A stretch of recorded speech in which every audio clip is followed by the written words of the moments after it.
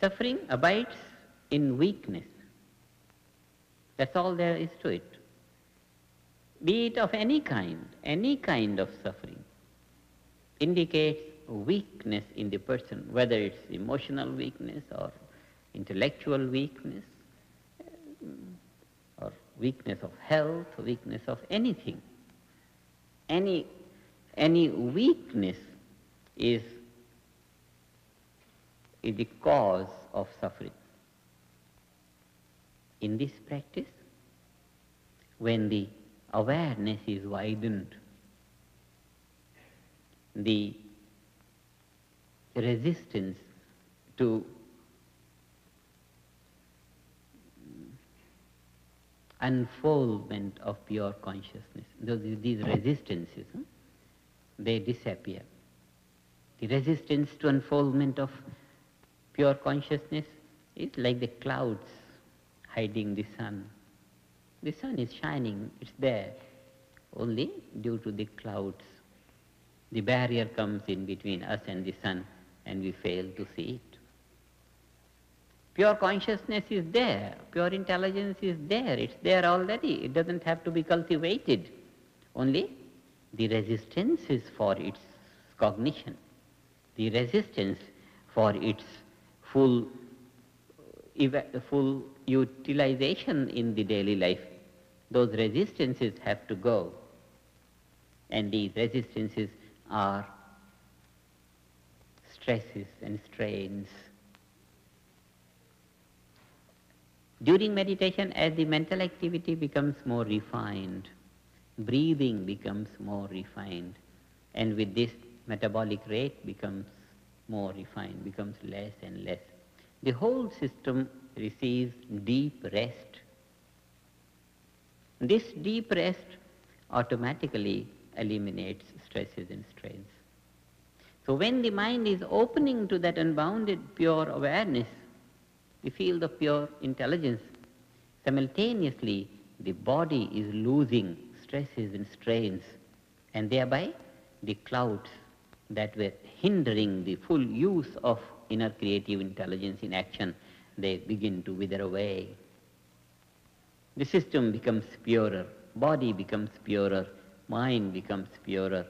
Clearer thinking is the direct result from this practice. All values of our action, aspirations, becomes richer. One a saying has become popular in our movement, say, water the root to enjoy the fruit. The root of life is that fundamental value of pure intelligence. This is the basis of life. Water the root. Take our awareness to this, and the value of that will get inherited in the nature of the mind. Wherever the mind is, it enjoys the waves of that fullness. Every activity, every thought becomes a wave of happiness, wave of joyfulness, because that pure awareness which adheres to the nature of the mind is bliss in its structure, in its quality, its bliss consciousness. So here is something which is worth adopting in our life and worth telling our friends. When I hear from the teachers of meditation, what a great joy it is to teach it. A man who comes worried and anxious, 5-10 minutes of instruction, and he says, "Thank you very much. I didn't know it was so simple." Many people in different parts of the world have come to ask next day. They said, "It's very good, I feel very good, but tell me what you have taught me."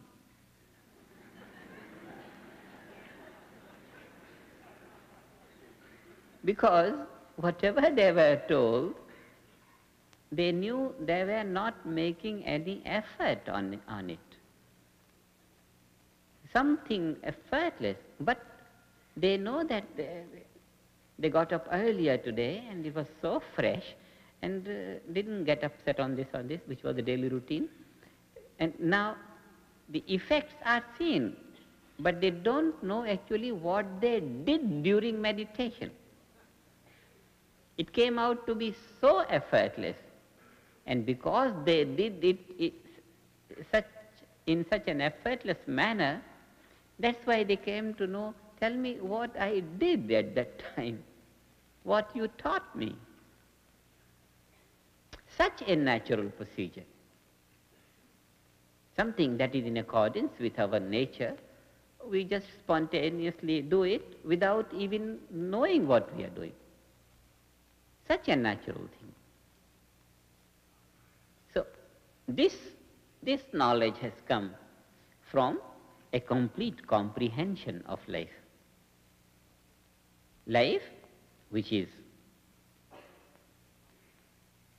with thousands of boundaries, and that aspect of life which is boundless.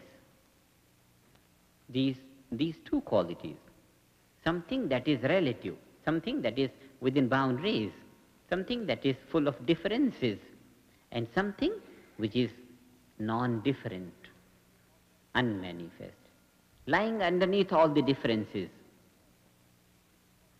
the cause of all the differences, that value of pure intelligence, unmanifest, lying at the source of thought within and expressing itself in the channels of thinking and action.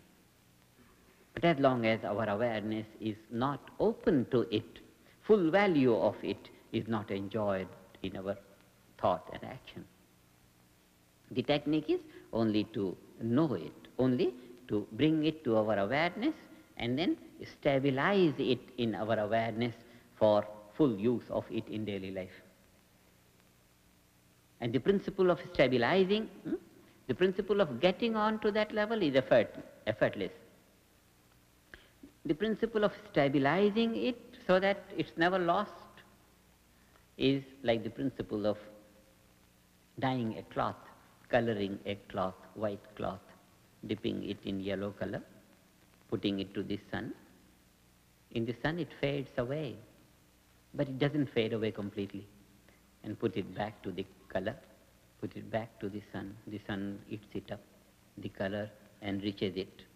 Just like that, morning and evening meditation, dipping the mind in that color of unbounded awareness, exposing it to action. In action it fades, but doesn't fade away completely. Again back to the color of unboundedness, again back to the sun of the boundaries, which scratches it from all sides. So coloring the mind and fading it and coloring and fading, meditation and action, this is a procedure which stabilizes that unbounded awareness on the level of conscious mind. And once it's done forever. The color will never fade, whatever activity we undertake, but we always remain in that state of unbounded awareness. Behaving within boundaries, we don't lose sight of the boundless. So the two principles. Principle of meditation is the principle of retiring. One closes the eyes, sits, takes the mind out from the gross, multiple, relative existences and brings the attention to that state of unity within. This inward stroke of meditation makes the mind conversant with the quality of that basic value of life. Outward stroke of meditation brings that value out into the field of action. We go in to come out. It's just like we go to the bank to come out into the market. And 5 minutes going to the bank is worthwhile to be full day in the market. It's worthwhile. If someone says, I have so many appointments in the market, I don't have time to go to the bank, he has to be cautioned. All these appointments in the market, will be valid and enjoyable and fruitful only if some 5 minutes are spent in the bank. If someone says, I don't have time to meditate, that means he doesn't have time to collect his mind, to enrich his mind, to make the mind full of liveliness. And in that state, he is only plunging into activity with a very narrow ability of perception, decision, action. The accomplishments are not going to be great. This technique, this knowledge is so very vital to everyone's life, no matter what one is doing.